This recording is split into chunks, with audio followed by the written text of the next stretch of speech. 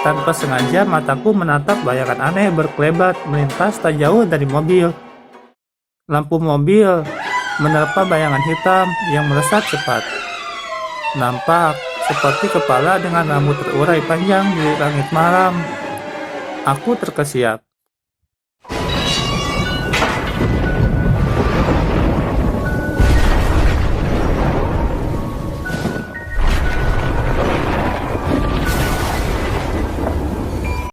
Assalamualaikum warahmatullahi wabarakatuh guys. Salam sihir. Oke, ketemu lagi sama gue Yudi di channel Jurik Misteri. Kali ini gue akan melanjutkan cerita yang kemarin yang berjudul Istriku Adalah Kuyang Part 2. Oke, jadi review yang kemarin yang part satunya, narasumber kita ini dia bercerita bahwa dia ketemu dengan seorang wanita yang cantik yang bernama Arini ya. Jadi pas part terakhir kemarin si narasumber kita ini waktu mau tidur dia melihat ke bagian leher si istrinya ini ya, si Arini ini ada seperti bekas luka yang sampai ke belakang lehernya ya. Oke, narasumber kita itu belum tahu ya itu bekas leher apa dan apakah yang terjadi selanjutnya dengan narasumber kita ini. Sebelum lanjut ke ceritanya, bagi kalian yang baru gabung dengan channel ini untuk klik subscribe, share, like, and comment ya, biar gua makin semangat bikin channel ini dan kalian dapat mengambil pelajaran dari cerita yang gua ceritain ya. Oke, tanpa berlama-lama lagi kita langsung ke ceritanya. Jurik Misteri dimulai. Dek, ini kenapa? Tanyaku hati-hati takut menyinggung perasaan istriku. Apa bang? Hari ini menatapku heran. Ini dek, ucapku seraya menunjukkan bekas luka di lehernya. Dia pun mengernyitkan dahinya. Oh, ini bekas luka kena tali layangan sewaktu kecil bang. Cukup berbekas karena lumayan dalam lukanya. Beruntung aku selamat, jawab Arini lirih meraba bekas lukanya. Oh, iyalah dek, biarinlah bekas luka itu. Sekarang kita lanjutkan urusan yang tertunda, ajakku dengan mendekatkan wajahku ke wajahnya yang bersemu merah. Malam pertama harus berjalan lancar. Aku tak mau kehilangan momen berharga. Pagi ini, Arini nampak semakin cantik. Ia begitu sigap menyiapkan keperluanku dan dirinya. Dengan hati bahagia, kami berangkat ke kantor bersama. Sebelum berangkat, sempat kudengar Arini berbisik kepada ibunya.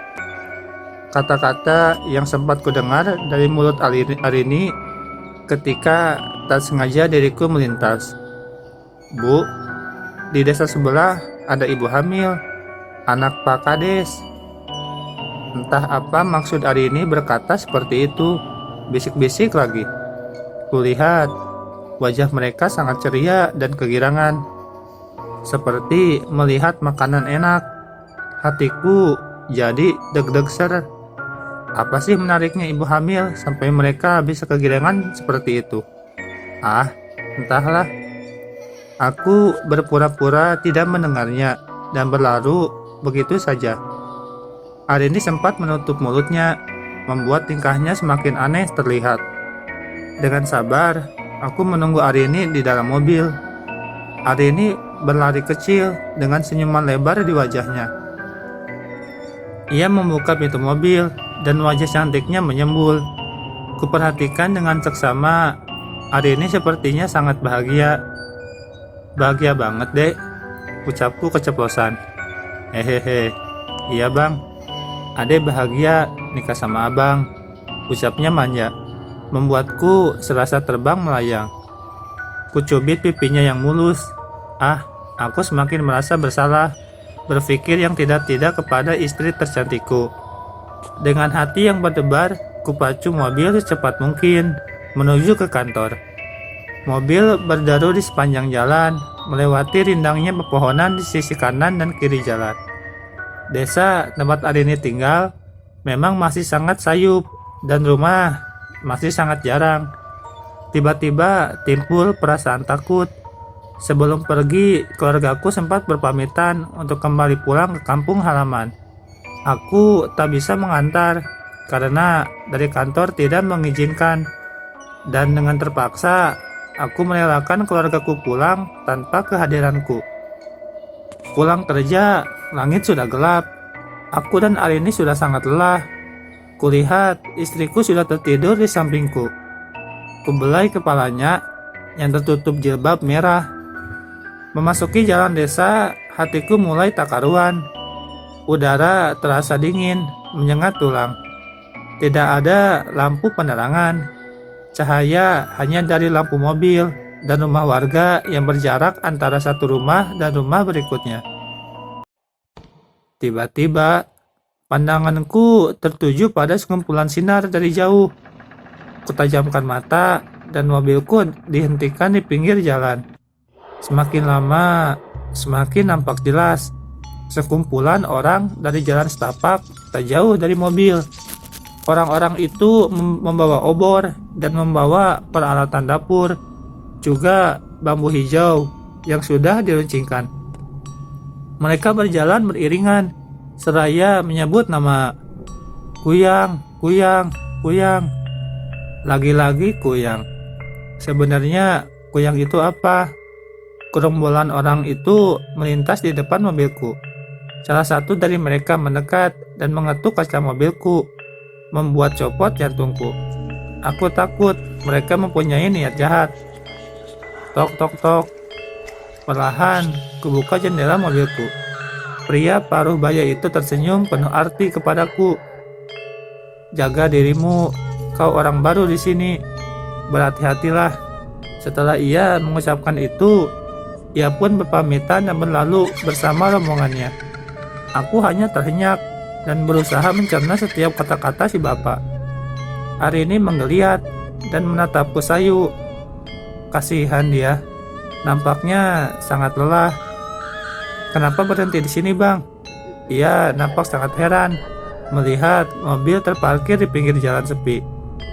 Ah, gak apa-apa, Dek. Ini abang lanjutin ya perjalanan kita. Kasihan, kamu pasti sangat lelah. Tuturku lembut seraya mencium keningnya. Ia mengangguk dan mobil segera kupacu.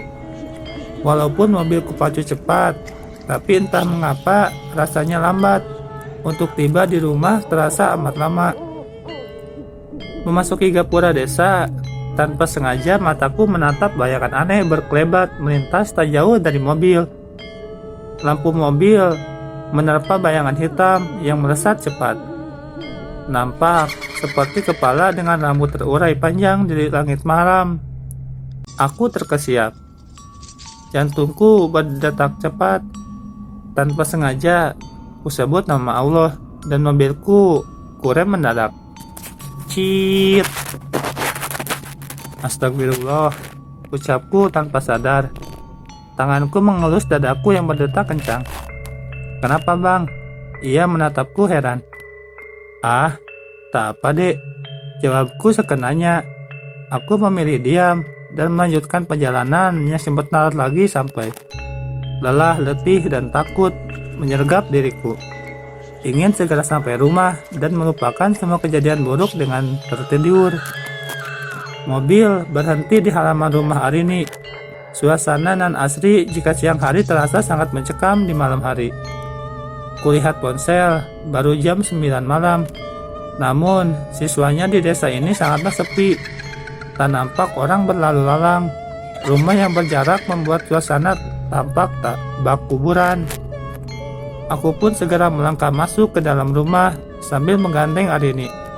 Tak nampak ibu dan ayah serta adik Arini. Mungkin semua sudah tertidur lelap.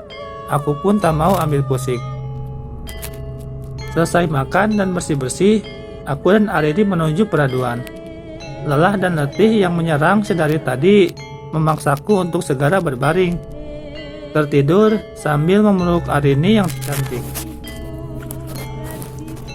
Ah, bisa-bisanya tengah malam gini aku mau pipis, sahutku. Dengan terpaksa, kubuka mataku pelan. Rasanya sangat mendesak dan tidak bisa ditahan lagi. Tanganku bergerilya mencari keberadaan Arini. Kosong. Kupicingkan mataku. Ya, Arini sudah tak nampak di sampingku. Kuedarkan pandanganku berharap Arini ada di kamarku. Namun nihil, Arini tak juga terlihat. Dengan langkah malas, aku beranjak dari peraduan, berjalan menuju toilet yang letaknya di luar rumah. Dingin menyergap ketika kubuka pintu belakang rumah. Bulu kuduku seketika berdiri. Kutatap.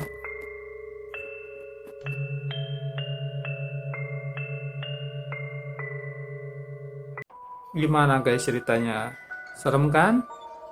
Gue ingetin lagi bagi kalian nih yang baru gabung dengan channel ini untuk mengklik subscribe, share, like, and comment ya. Biar gue makin semangat bikin konten ini dan kalian dapat mengambil pelajaran dari setiap kejadian yang gue ceritain ya di channel ini.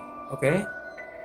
Yang jadi pertanyaan adalah kemanakah si Arini ini ketika narasumber kita nih bangun dari tidurnya, dan apakah yang terjadi dengan narasumber kita? Tunggu kelanjutannya di part 3 ya. Oke. Salam dari gua Yudi dan tunggu kelanjutannya di part 3 ya, yang insya Allah lebih seru lagi ya. Assalamualaikum warahmatullahi wabarakatuh. Yudik Misteri berakhir.